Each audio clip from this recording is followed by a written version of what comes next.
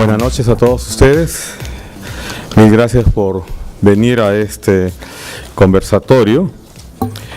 Hoy día tenemos la visita del profesor Edgar Meyer, quien viene de la Universidad de Aberdeen. El profesor Meyer, él es ciudadano alemán.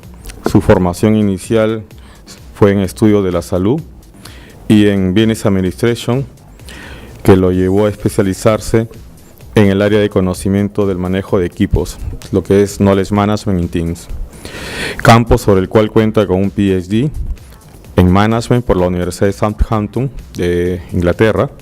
Ha trabajado como Research Student, Research Fellow y Lecturer en la Escuela de Administración de Southampton desde el año 2000. Asimismo, se ha desempeñado en el sector público y ha trabajado de cerca con autoridades locales en temas de trabajo en equipo y liderazgo. En el año 2009 se reincorporó a la Escuela de Administración como catedrático de Recursos Humanos, Human Resource Management y Comportamiento Organizacional.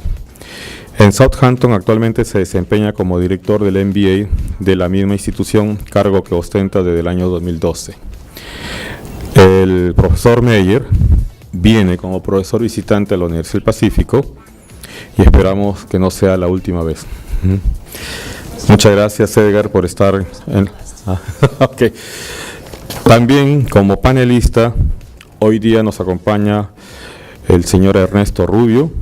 Él es consultor en el rubro de recursos humanos en el Perú desde hace 13 años. Es experto en outplacement y coach ejecutivo, pionero del concepto boutique de servicios en su segmento de actividad. Fundador y gerente general de 2 empresas autónomas, Damer & Damer Outplacement y R. Ronald, ambos enfocadas en la transición laboral, gestión del cambio y desarrollo de carrera. Fue corresponsal y luego franquiciatario de Rice Management and Manpower Group Company para Perú, Ecuador, Bolivia, Uruguay y Paraguay durante 6 años. También fue gerente general y VP Business Development por 3 años para la subsidiaria de Rice Management en Perú. Cuenta con 30 años de experiencia gerencial corporativa y multinacionales norteamericanas. Actualmente y en paralelo es profesor de la Universidad del Pacífico en desarrollo de competencias, colaborador frecuente en importantes medios locales en temas de su especialidad. Asimismo, la persona que va a estar a cargo de administrar los tiempos, la dictadora del tiempo, es la profesora Rosana Montero, a quien ustedes ya conocen. Rosana es profesora de la universidad, es profesora del área de Negocios Internacionales, actualmente está siguiendo sus estudios de doctorados en la Universidad Carlos III de España. Ella durante muchos años ha trabajado en el sector público también, ha sido funcionaria del Ministerio de Comercio Exterior, de Prompex. Ella es egresada de esta casa de estudios, siguió la maestría en administración y desde hace 2 años es profesora full time en el área de negocios internacionales de la Universidad del Pacífico. A todos muchas gracias. Yo les voy a pedir disculpas por adelantado, dado que tengo un pequeño problema con otro equipo. Muchas gracias, Edgar. Por favor, pueden tomar sus sitios. Go ahead. That's the extent of my Spanish. The rest will be in English, and I believe you have someone who will very capably translate. I'm not very good at standing still, so I have a roving mic. If I drift in and out of noise, let me know. Thank you very much for the introduction. As Oscar said, I've been working at the university for about 14 years now and been interested in teamwork ever since. And most of my work has evolved around teamwork and around leadership. And what I found is that we have developed our thinking in that area quite significantly over the number of years. And rather than believing that teamwork just happens, what we have to do is we have to understand some processes around that before we can make any judgment to what extent teamwork actually delivers performance within organizations. Maybe I have to stand up here after all, because otherwise I'll fall over, which would add comic but probably pain. Okay, is that all right? So, the first question we have to ask ourselves is, why do we actually talk about teams in the first place? And what we'll find is that in many organizations, when we talk about teams, what we're actually talking about is the ideas that come with teams. And here we have ideas around innovation and ideas around synergy. What often is said is that teams help us to be more creative because we have more than one brain thinking about the problem. And not only have we got more than one brain, we also have varying different perspectives on potentially the same problem. And having different perspectives on the same problem usually enables us to be more creative, to have more innovation, and to benefit from synergy, i.e. the working together of various different parts. The other aspect, of course, is that some tasks are simply too big to be achieved by one individual alone.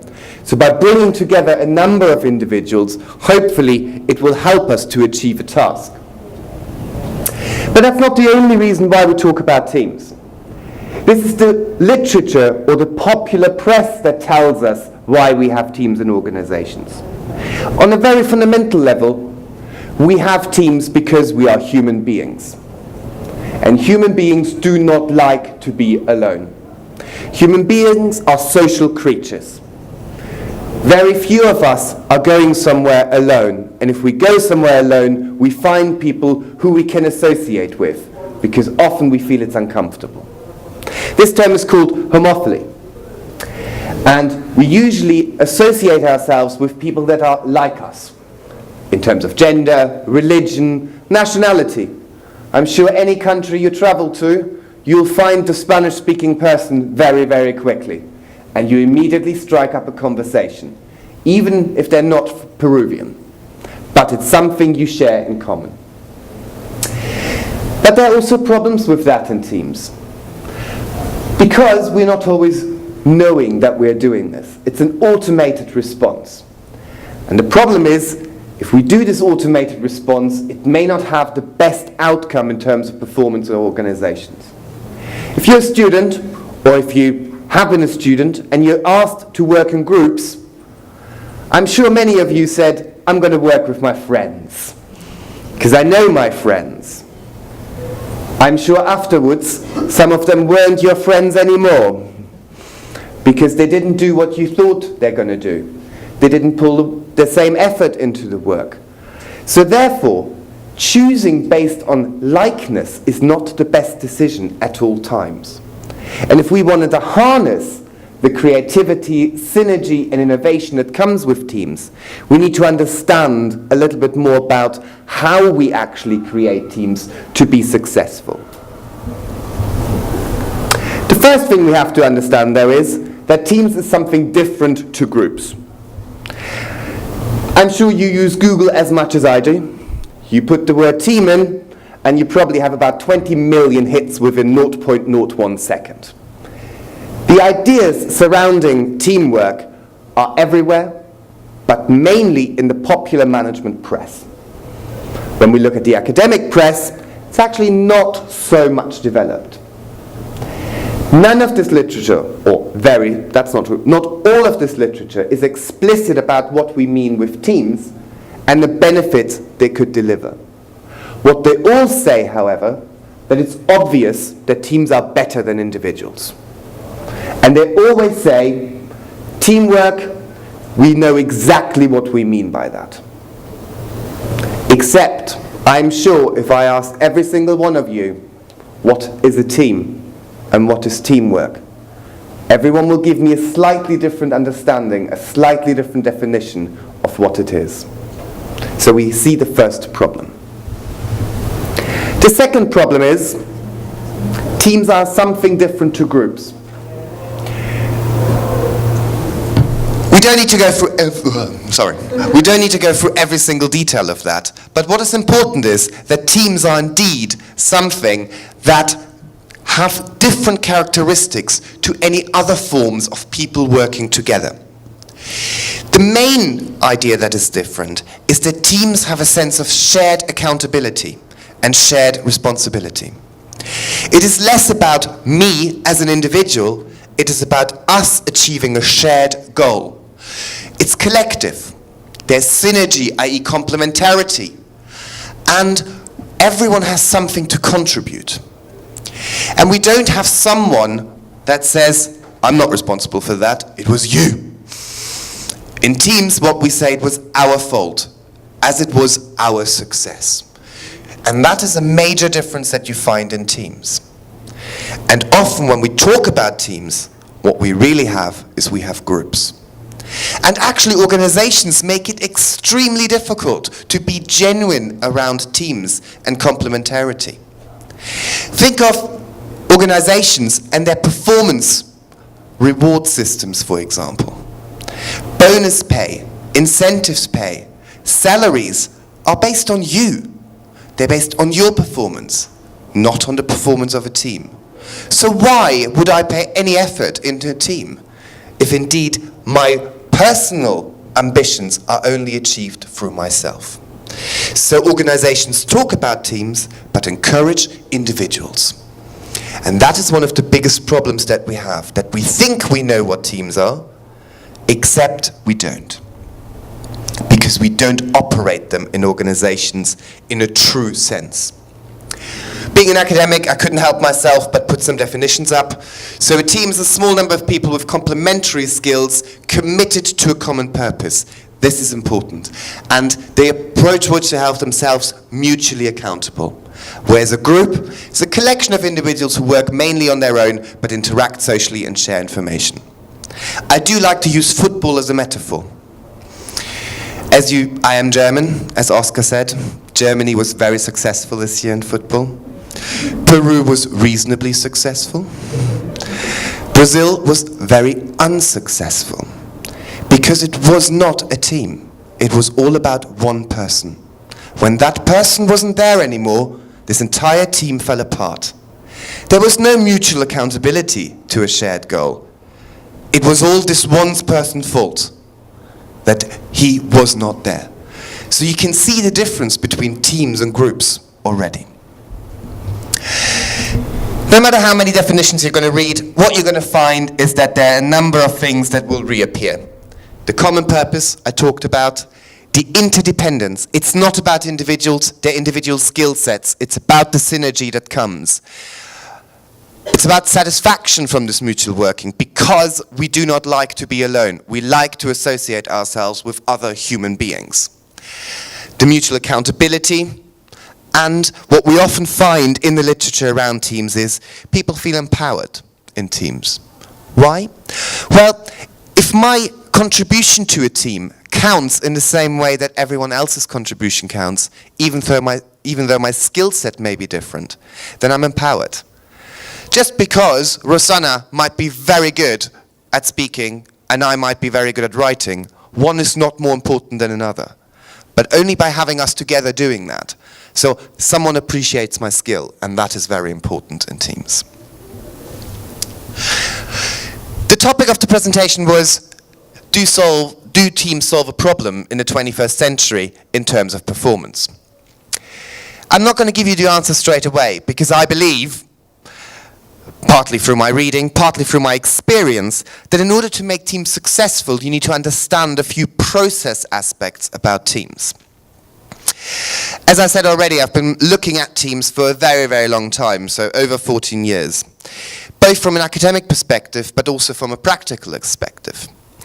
I run team training events, both for organizations, but also for students. So for example, we take a group of international students into a forest and make them do silly things like build rafts or build all sorts of other things in the middle of the night. Because what we believe is, in order to go through a process of becoming a team, you need to understand a few things and learn a few things. The first one is that teams go through stages of development. Teams do not just happen because I say to you, first row is now a team. Go off and work. It's naive. Organizations generally think just by naming something a team, it's going to happen. We know that's not going to happen. Why is it not going to happen? Well, the forming part isn't difficult. The challenge is what comes thereafter. You all come from different backgrounds. You might all be Peruvian, but you went to different schools. You grew up in different areas. One of you might have brothers and sisters, the other person might not have brothers and sisters. One of you might have been in the military. You all come with different backgrounds, different socializations, baggage, like we call it in England. In order for a team to work, you need to bring out this baggage. In international teams, even more important. My prime example coming to Peru, time. I'm German. When I say 7 o'clock, I'm probably here 5 to 7. Peruvians are probably here 20 past 7. You can imagine trying to work in an organization could become problematic. Because if I'm there 5 minutes early, you're 20 minutes late, we have an hour-long meeting that leaves us 40 minutes. So we're going to have conflict. What is important is that I allow this conflict in teams. That we bring out these differences. Because only when we bring out those differences can we begin to do what Tuckman calls norming. We can create our own ground rules. So we might say, okay, it's fine you have a different conception of time. 10 minutes late is acceptable. Anything else is not. Here's our ground rule. How we use mobile phones. Shall we switch them off, or do we check our Facebook update every 5 seconds, even though we're talking about something? These are ground rules. But only by understanding each other's backgrounds, can we develop these kind of norms that apply to our team.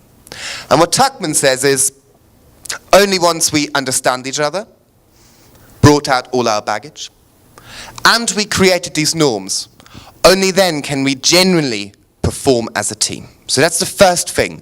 We need development.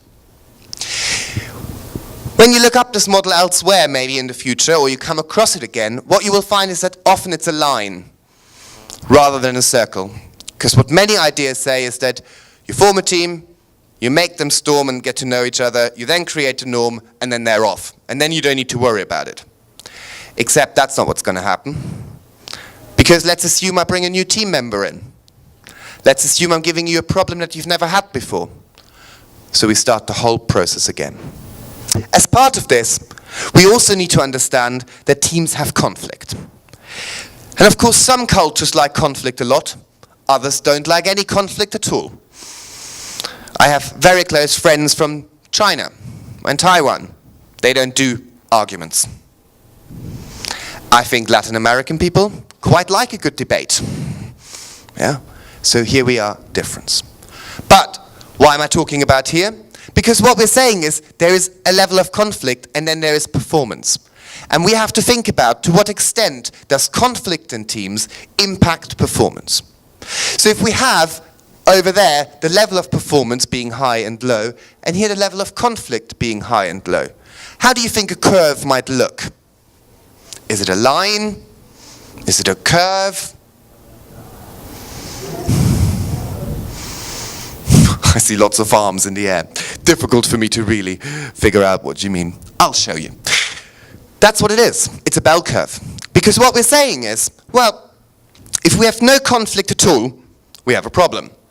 Because we have not the different perspectives that we talked about early on that actually bring teams to be creative and innovative. Then we have some conflict, because conflict is nothing else but having a different perspective, having a different viewpoint, bringing different knowledge to the problem that we're having. However, if it becomes too much, all we're going to do is fight, rather than finding any sensible and constructive solutions to the problems we're trying to address. What we need to know about managing teams is that, as a manager, we have to actually encourage that. And that is really, really difficult, particularly if you go across cultures. But some say, for example, a German philosopher from the 50s, is that we need to socialize people into conflict. It's a learned behavior.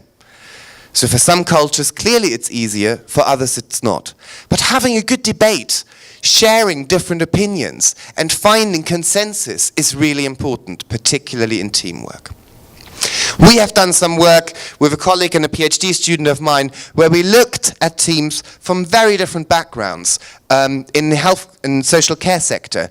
They were teams of nurses, teachers, social workers, and educators, and they all had to work on the same problem, or they were merged together, these organizations. As you can imagine, everyone thought they're more important. Yeah? The nurses are medically trained. The teacher said, oh, we're the intellectual contribution. And what we found was by enabling them to have some conflict and disagreement, they worked brilliantly together compared to other teams that didn't have this opportunity. Lastly, we have to think about teams end these days. Nothing is fixed. We don't have jobs for life, and most organizations don't have teams for life. So one of the things that has to be managed as well for successful teamwork is knowing that when teamwork ends, what happens afterwards. You've been working with colleagues, you might have made friends, you finally figured out how to work with someone else. It took you forever to establish ground rules. And now I'm telling you that team is disbanded and you have to go elsewhere. Most people have a sense of loss, and that loss needs managing. So more recent ideas also include that we have to manage that process beyond the creation. The next aspect to consider when we talk about performance is the size of a team. What's the perfect size for a well-functioning team? Shout out some numbers, preferably in English. 4, 6, Huh? 4, 6, 5, 8, 10, 12. 5. Okay, it depends. Oh, I like the it depends. I'm an HR person. It depends is one of my favorite phrases. Actually, there's quite a lot of evidence out there these days. Think about it. If you have a very, very large group, 10 people or so, making a decision is going to take forever, particularly if we want to take everyone's views in account, because everyone will have a different view on a problem. Or even a simple decision on when shall we close the meeting, when shall we finish teaching today, when shall we start tomorrow. Everyone will have a different preference. So we know that groups of a certain size are really unmanageable. The other thing we know is that in a group of 10, each individual is passive for 90% of the time. Now that's shocking. Because what it means that if you're 10 people, you can hide. Someone else will do the job. The problem is if everyone does that, you're being extremely unproductive around that. So big groups, also not so great in that respect. What usually happens is if you're more than 12, you split into smaller groups. You develop sub-teams, subcultures we used to call them. Sort of in the 80s, when some of you were probably not born. You had this idea of subcultures emerging in organizations, in groups of people. Belbin, we'll come back to him, suggested that between 4 and 8 is possibly the best size. Any smaller than that, we lose again the idea of creativity and synergy because we don't have enough variety of perspectives and skill in that. So far we said, in order for performance to be good, we need to think about developing a team. And secondly, we need to think about the size of the team. But these days, we don't actually work necessarily in physical proximity. So we have something called distributed teams.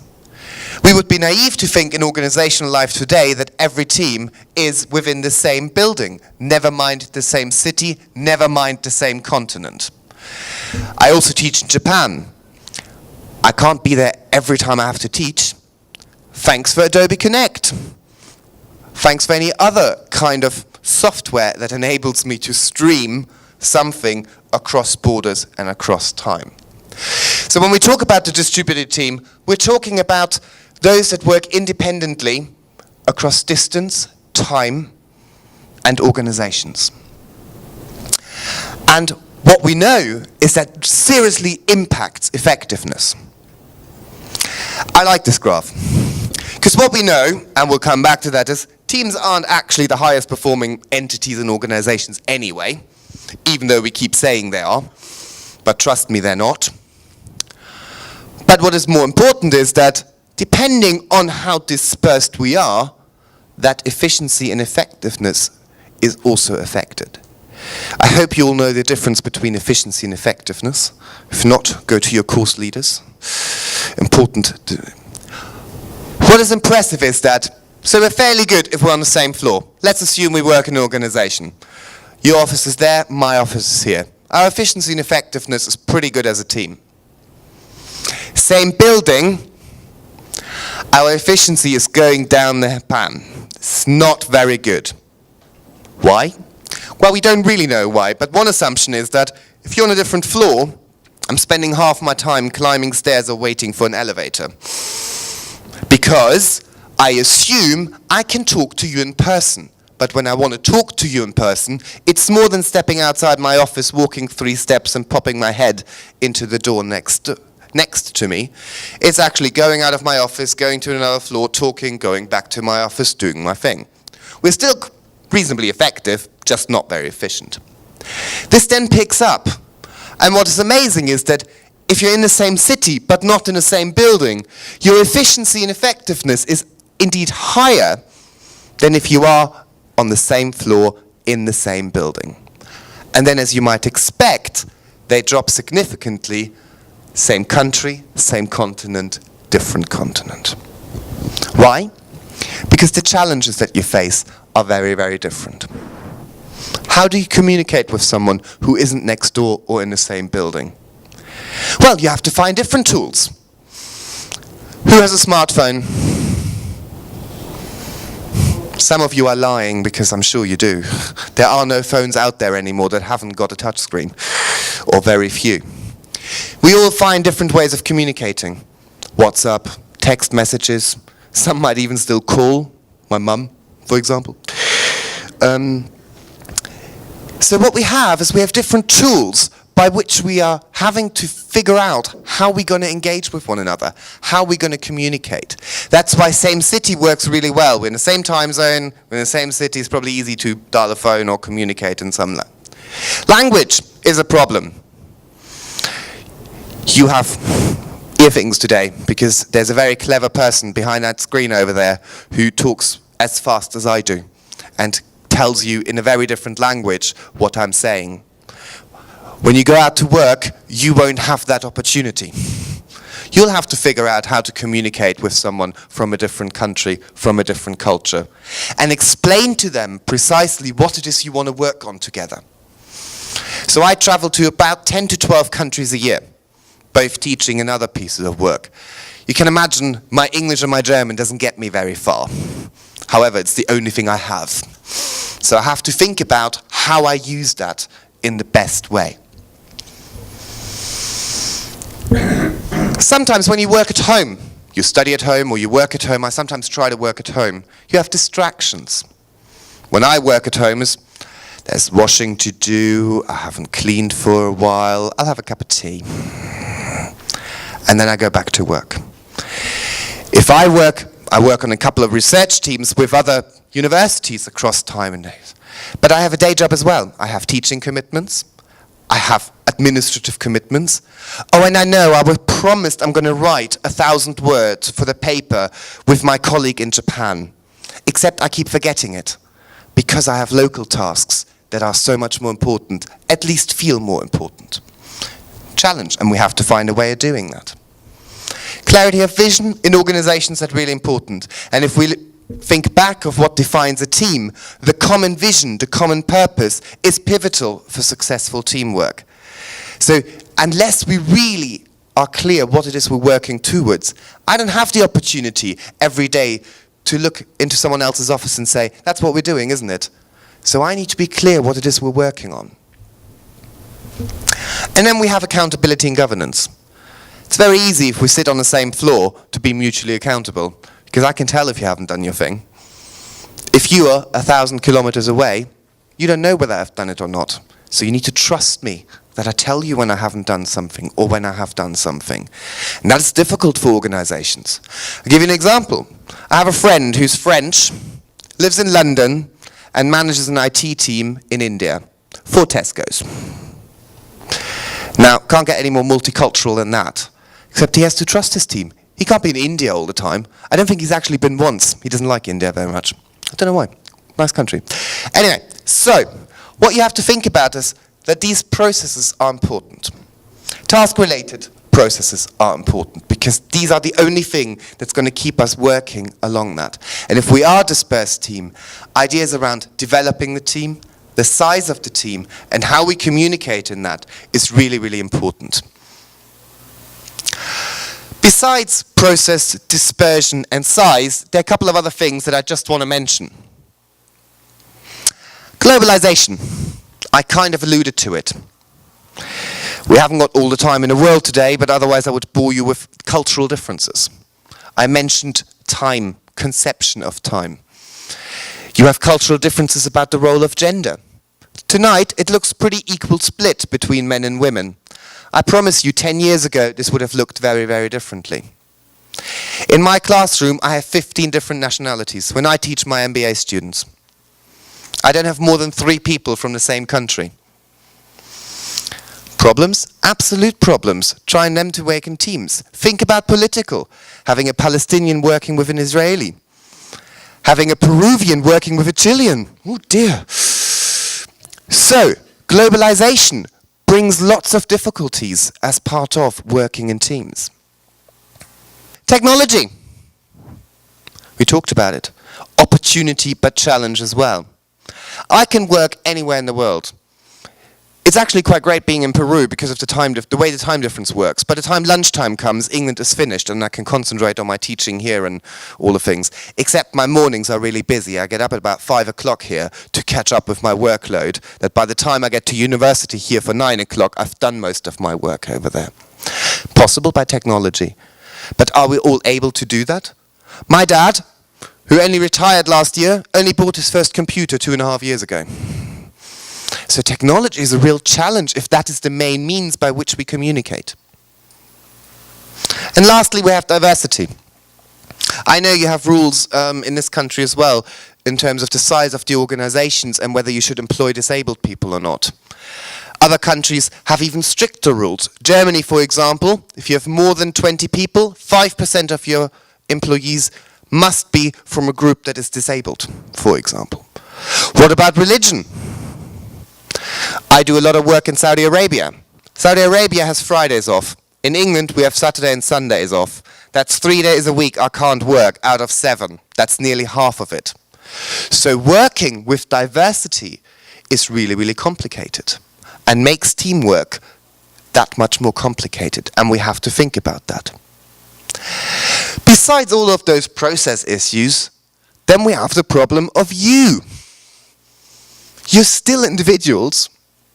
I might tell you you're part of a team, but these days, and I think, and Esther will talk about this, in a generation you all have different ideas of what's good, what's bad. You might have ideas about working hours and work-life balance and what you should get paid. You have individual needs. And I have to consider those as well, because the workforce is changing. It's no longer anymore that we're grateful for having a job. We have individual wants, and that again impacts. So all of a sudden, it's quite complicated because we talk about processes, size, dispersion, individual differences, national differences, other kind of diversity issues. All of that impacts teamwork, but that's not all. Because we might be really, really good at what we do. We are clever. We're in a university, not a problem. Except just putting clever people together that can solve a problem is also not going to be the solution. So people have thought about, well, what then is it about teams? So if we know that the size has to be right, we know that people need to be able to contribute something, what else is there that might make it up? So a guy called Belbin did a piece of work, and what he said was, or what he did, was he started off trying to experiment with teams. For example, he put only women together, and then only men together, and saw what was more effective. Don't know about you, if you ever worked in a single gender team, not fun. Then he put very clever people together. That didn't work very well either. So he started to experiment. And what he said was that besides functional expertise, i.e. expertise that is about your area. So I used earlier the example about Rosanna being very good at presenting and I'm being very good at writing. Besides these aspects, what we also have is that we have a process role to play in teams. And there are different process roles in teams that can deal with different aspects. And what Belbin says is, one of them is ideas.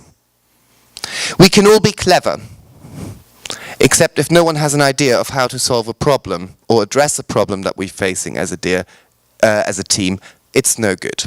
So one of the process roles in teams that we need are people who can generate ideas.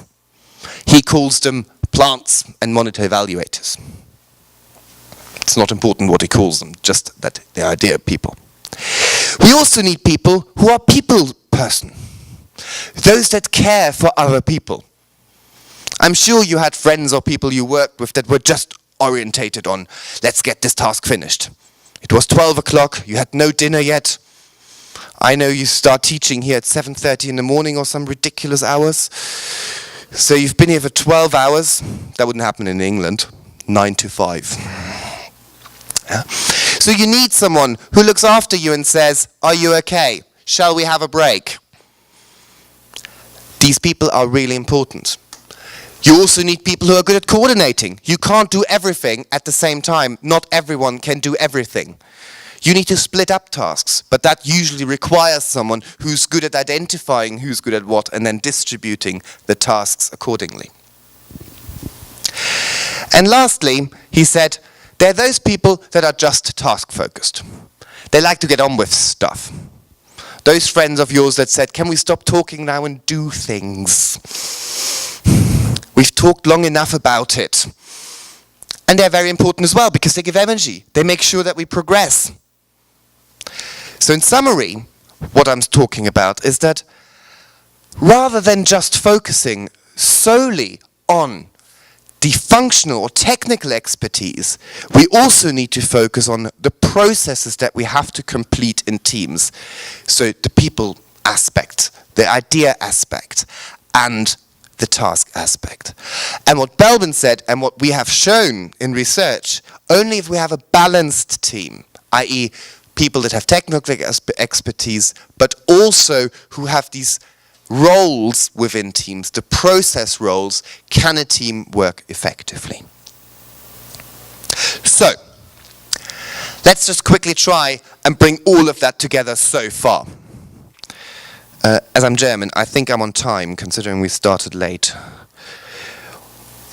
Team effectiveness really is something that is made up of 3 different things. Organizational context, team type and processes, and team characteristics. We haven't talked much about the organization, but you can't forget the context. The formal structure, the environment, the culture. Some cultures work really well in teams, others don't. Others look more after themselves. So in America, they're very individualistic. Teams don't work very well. That's why it wasn't successful when they thought, ooh, the Japanese are doing really well in car production because they have these things called self-managed teams. We'll do that too. It was a disaster in the first instance because Americans don't have the same idea around others and collectivism. In an army, having consensus-based decision-making is not going to work. Shall we go to war? Shall we not go to war? That's not going to happen. So organizational structure and the environment is very important to consider. Then we have the nature of the team, the stage of development which we talked about, how cohesive they are, how much do you get on, how much do you have in common besides the skill set and the roles. The norms that we build and how well do you deal with conflict. And lastly, we have the team characteristics. We have the roles that I talked about, the diversity, the difference, the different viewpoints, the size which we talked about, and of course the types of knowledge and skills that you bring. So, knowing that this is what may lead to team effectiveness, the emphasis is may lead to team effectiveness, let's have a look whether it delivers results. Are teams really outperforming individuals? Well, To quote Rosanna, it depends. We don't really know yet. The evidence is very, very conflicting. What we do know is that if you look at financial performance in an organization and look at training and development spend, we know that if training and development spend in an organization has been directed towards team development, it is likely going to make the biggest impact on financial performance of an organization. We know that, compared to any other training and development initiatives. We know that, for example, when organizations go through change, having teams in place is very, very good and supports change initiatives in organizations because of the protective nature that teams bring. Because I have friends, I have colleagues. I'm sure you all heard it, that people were saying, I'm not going to work because I enjoy work very much at the moment, but my colleagues are so nice. Yeah? And that's a good thing. We know that they're linked to innovation, we talked about that. And there is evidence that in hospitals, for example, that if you have good healthcare teams that are made up of nurses, occupational therapists, doctors, you can lower the mortality rate in hospitals.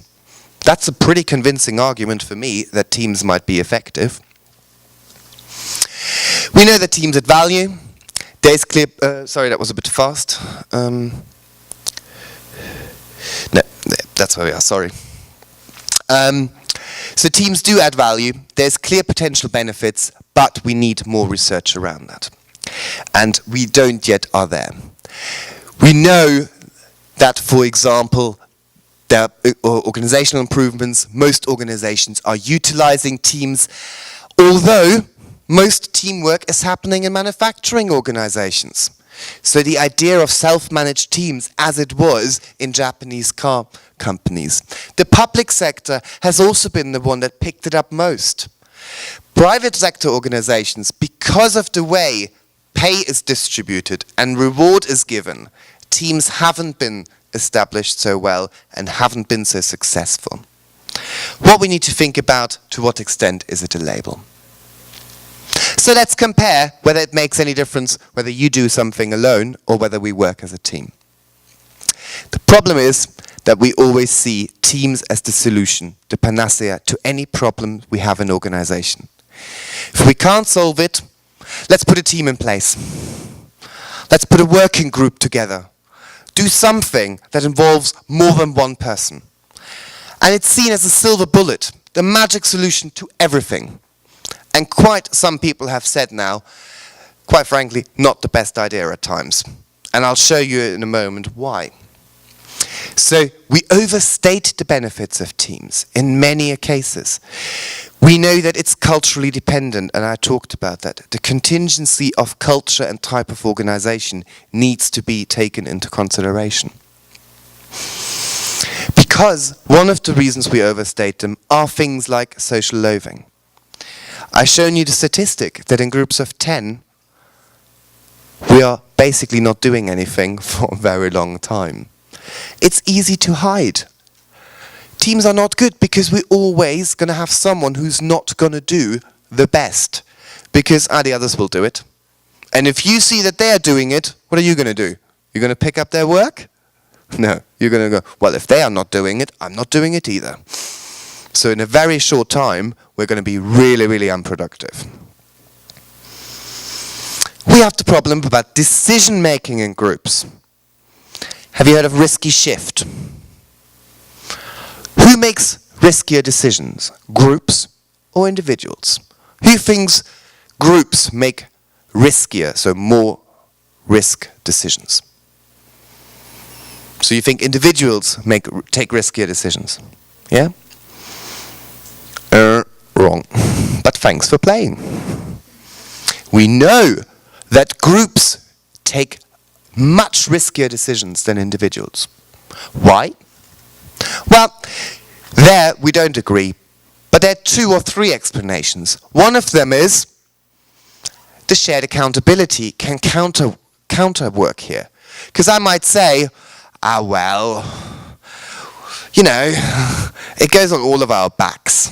It's not just me who just lost $2 billion in a single transaction. It was us.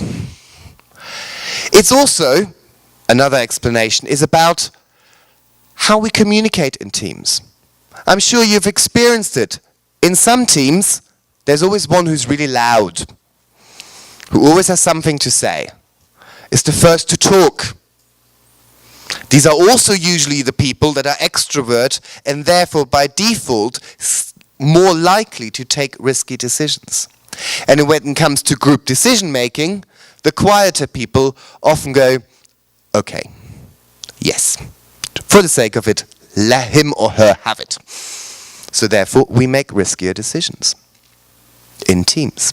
And that's not always good in organizations. Sometimes you want less risky decisions.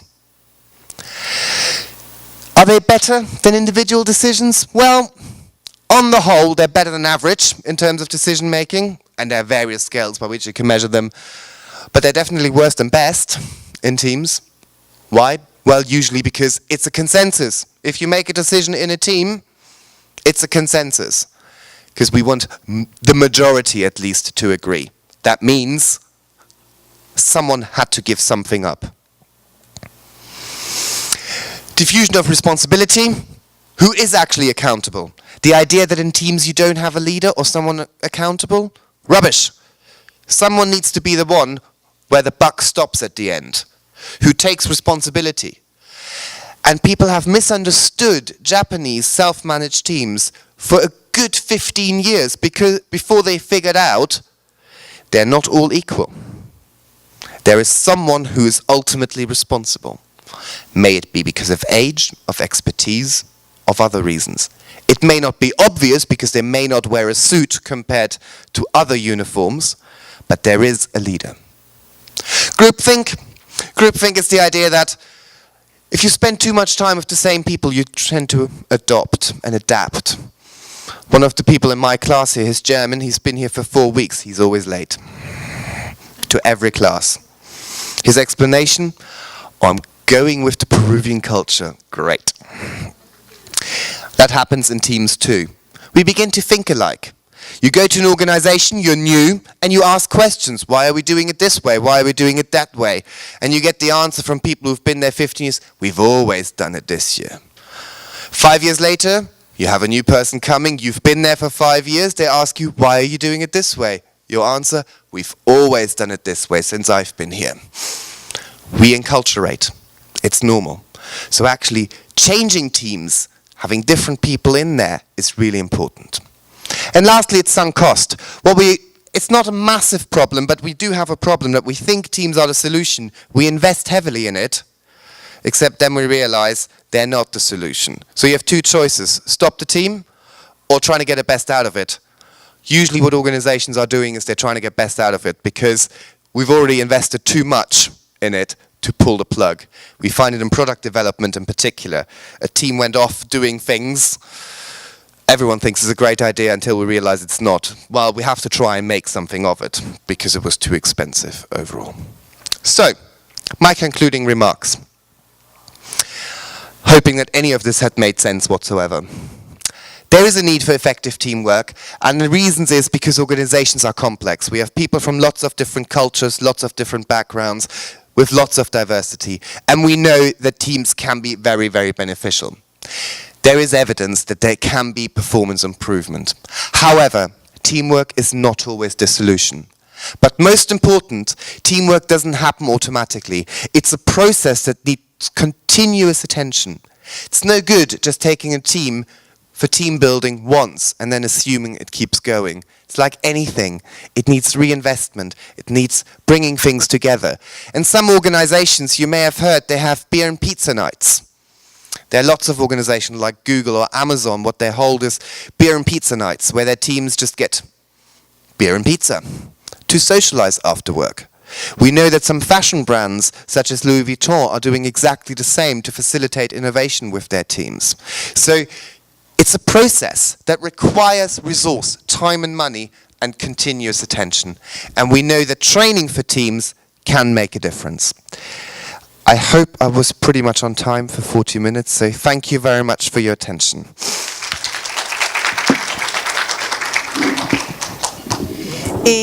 La manera como hemos organizado esta reunión es luego pasar a comentarios de los panelistas, tanto del señor Rubio como míos, y luego pasar a unas preguntas. Así es que dejo la palabra.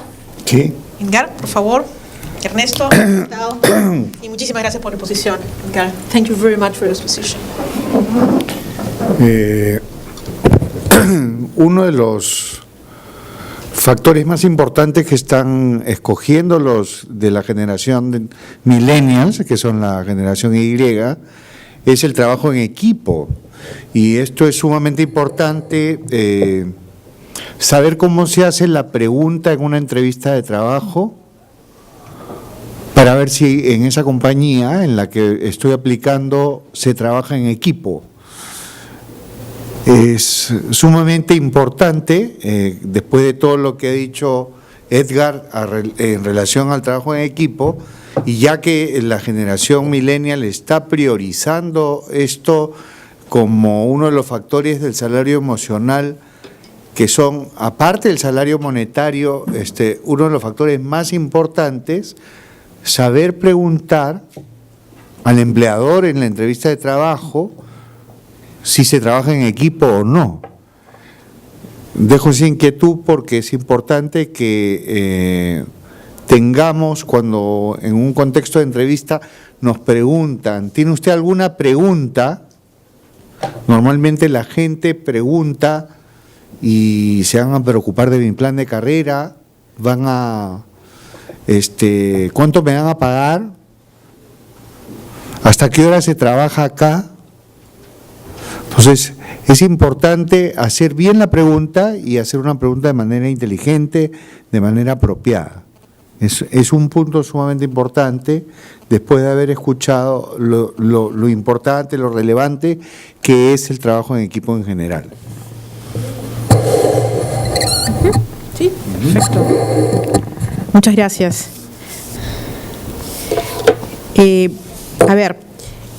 Primer punto, la exposición de Edgar Meyer. Evidentemente, bueno, él ha sido invitado acá a la universidad para dictar el curso y esto lo estamos haciendo de manera complementaria.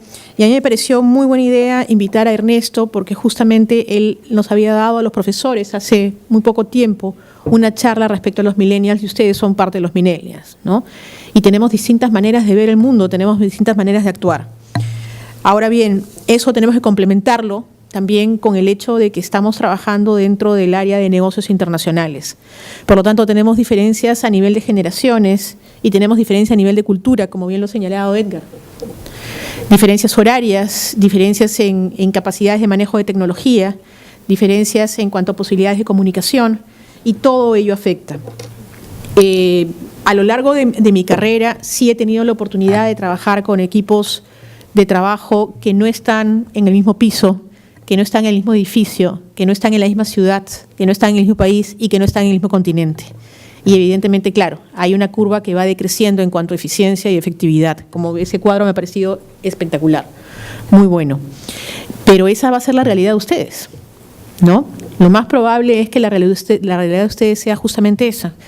Trabajar en equipos que son internos a una empresa, como también trabajar en equipos que están conformados por miembros de distintas empresas, porque ahora las empresas también trabajan juntas, en consorcios, en proyectos, en determinados proyectos o algo por el estilo, ¿no? Entonces, la pregunta es qué tipo de capacidades, qué tipo de soft skills necesitamos para poder trabajar en equipos. Y qué tan importante es tener presente las diferencias culturales a nivel internacional respecto a, entre comillas, somos distintos, y la percepción del mundo que tenemos para poder trabajar en equipo. Hay algunos puntos de la conferencia de Edgar, de la exposición de Edgar, que me han gustado mucho, ¿no? Número uno, reconocer que el trabajo en equipo no es la solución para todo. Definitivamente comparto esa posición.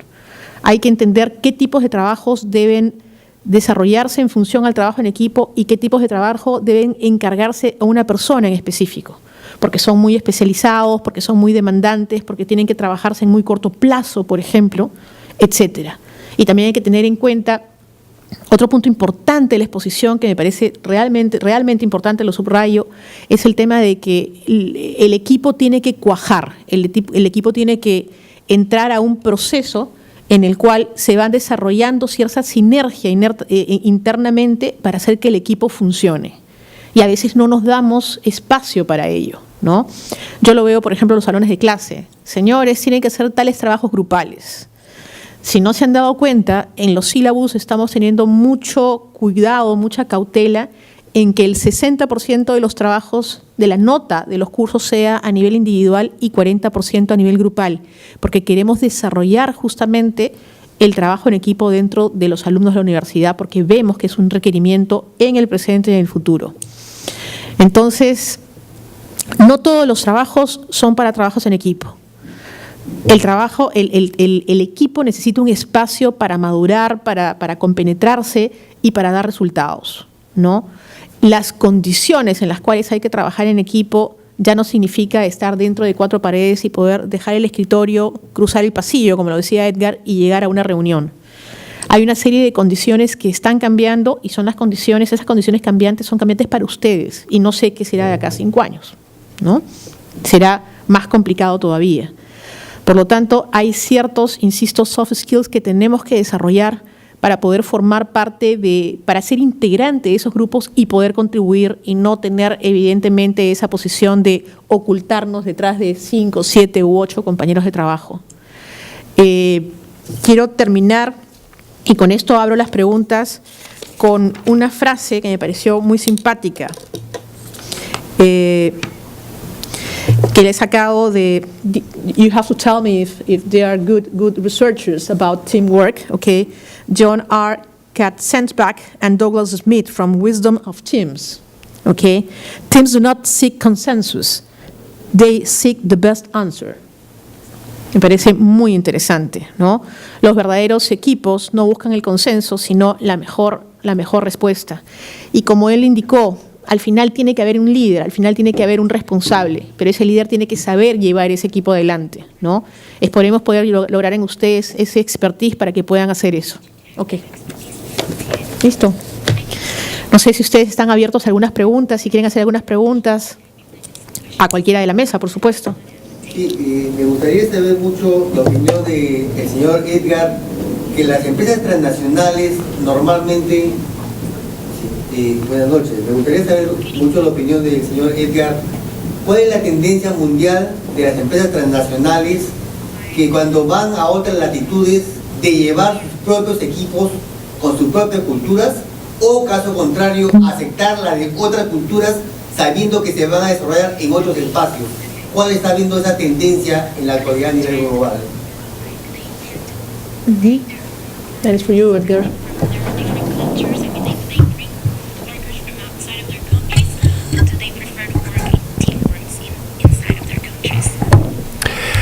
Thank you for the question.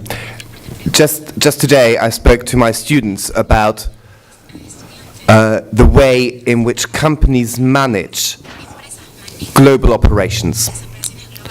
So do companies favor sending their own staff to subsidiaries, or do countries or companies utilize staff within the host country of a subsidiary? To what extent do they use multinational teams to run that? Being an HR person, it depends. Usually, what happens at the moment is that most large corporations still utilize parent company nationals, expats in essence, to manage teams and operations abroad. There is an increase in utilizing local members of staff because, of course, the demographics are changing in most of the regions that companies do business in terms of education, foreign experiences, languages. But on the whole, it's still usually the original host country sending out people to work in subsidiaries. There, they work with national and multinational and international teams, but the responsibility lies with expats in most organizations. Does that answer your question? Sí. ¿Podría complementar? Let me complement your answer. En negocios internacionales, cuando hablamos de multinacionales, cuando hablamos de distintas culturas, porque evidentemente la pregunta va al trasfondo de las distintas culturas, los sociólogos han hecho varias investigaciones respecto al tema. Hay dos autores que me parecen muy interesantes de comentar y que pueden ayudarlo a usted a entender un poco el proceso. Uno de ellos es Hofstede, que habla de la distancia cultural y nos explica de qué manera somos distintas las culturas en función a cinco características distintas, ¿no? Por ejemplo, qué tanto aceptamos el liderazgo, qué tanto nos proyectamos a largo plazo, qué tan individualistas somos o no, y todo ello tiene que ver con el tipo de decisiones que se toman en las empresas e inclusive qué tanto trabajo se hace en equipo y qué tanto no, ¿no?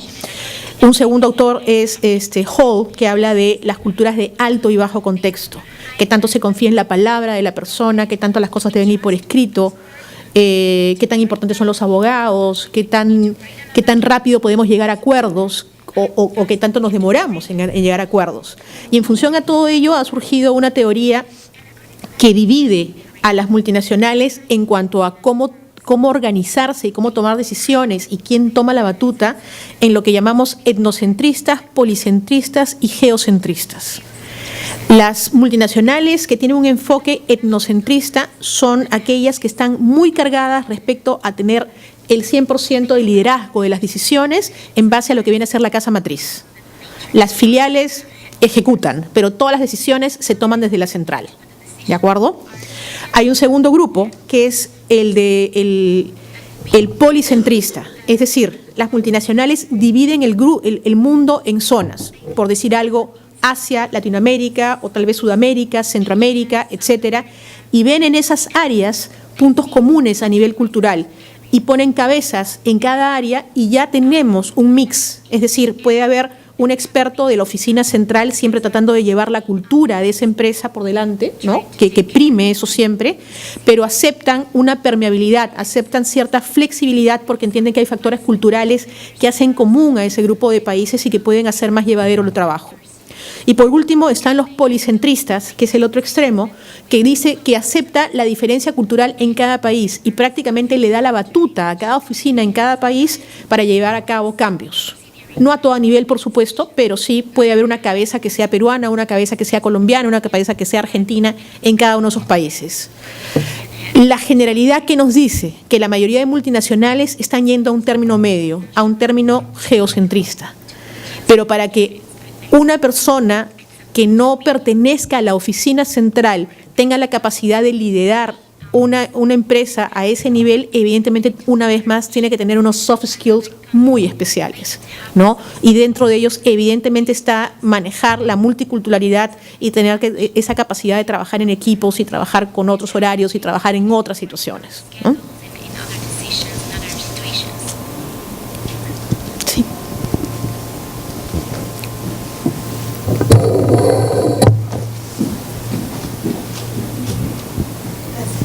Buenas noches.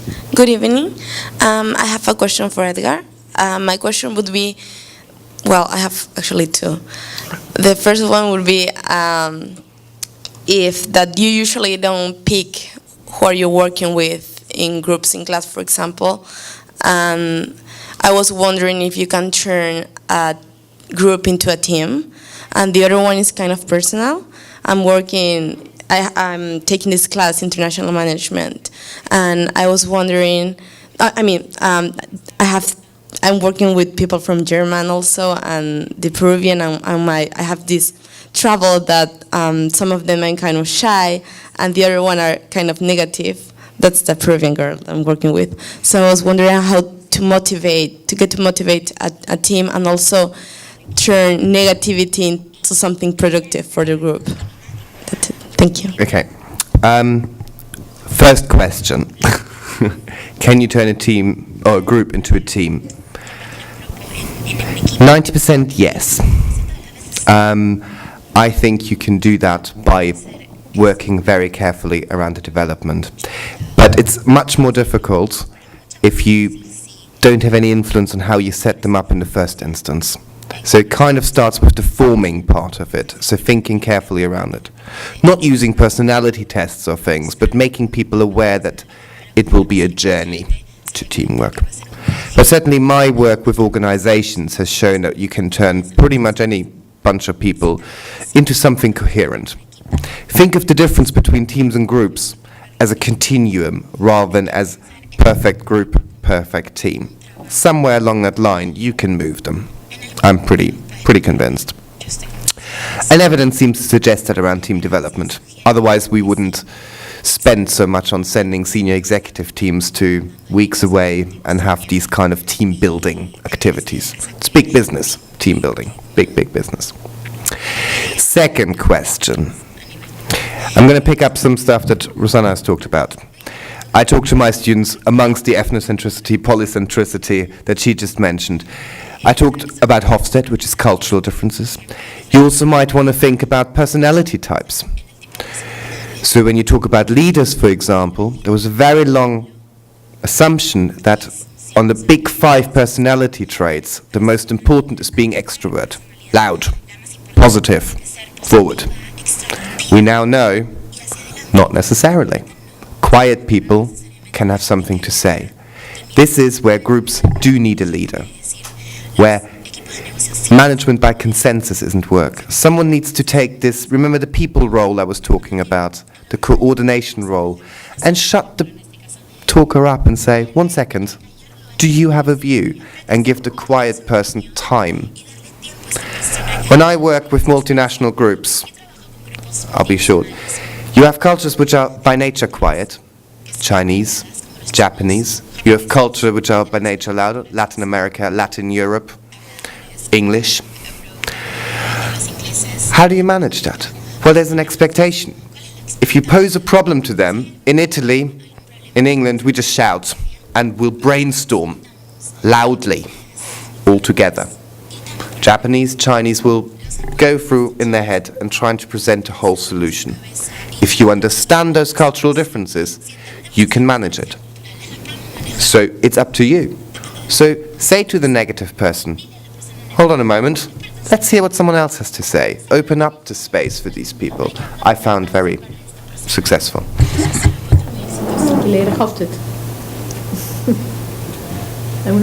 ¿Sí? ¿Otra pregunta? This question is for Edgar. What's the best way to deal with people that won't work at all?